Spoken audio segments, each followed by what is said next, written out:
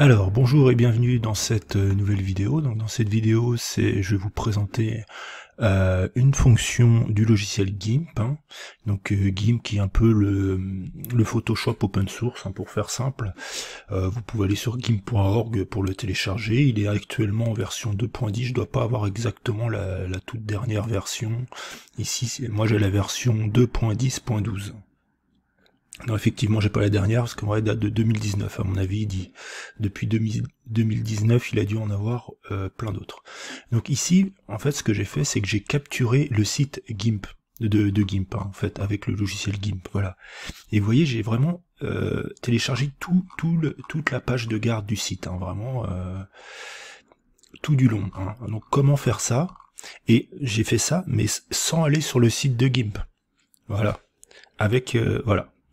Je vais vous montrer tout de suite comment faire. Donc je vais garder cette première capture et je vais créer une nouvelle image.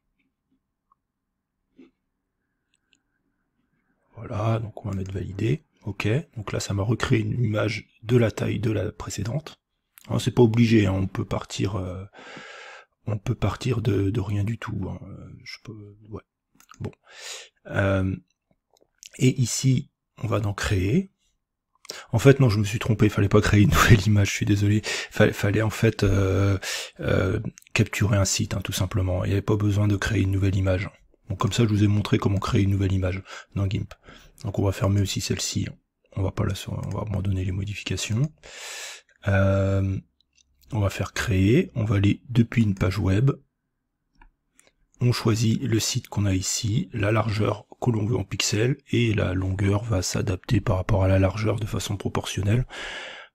Type de police, on peut choisir, je savais même pas qu'on pouvait choisir la police, tiens je vais essayer en énorme pour voir ce que ça donne. Et on va générer. Voilà, donc il y a quelques messages d'erreur, mais ça marche quand même, malgré ces messages d'erreur, ça fonctionne.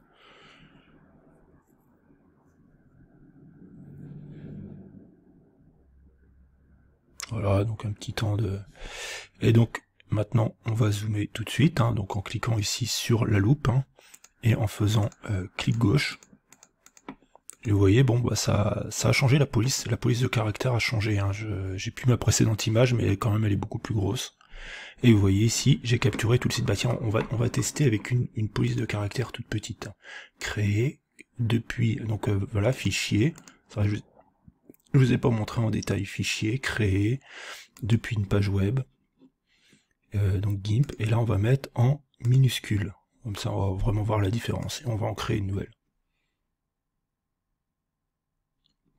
Message d'erreur, validé, Bon, ça a l'air de fonctionner malgré le message d'erreur. On peut faire des dons en Bitcoin, on peut faire des dons par PayPal, ça je sais pas ce que c'est, et ça c'est des Bitcoins, on peut...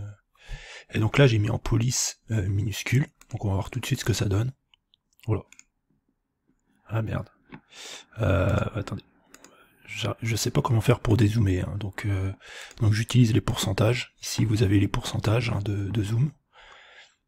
Et donc voyons voir la différence. Ah oui, bah oui, la différence est très notable. Voilà. Donc de cette façon on peut capturer complètement des sites internet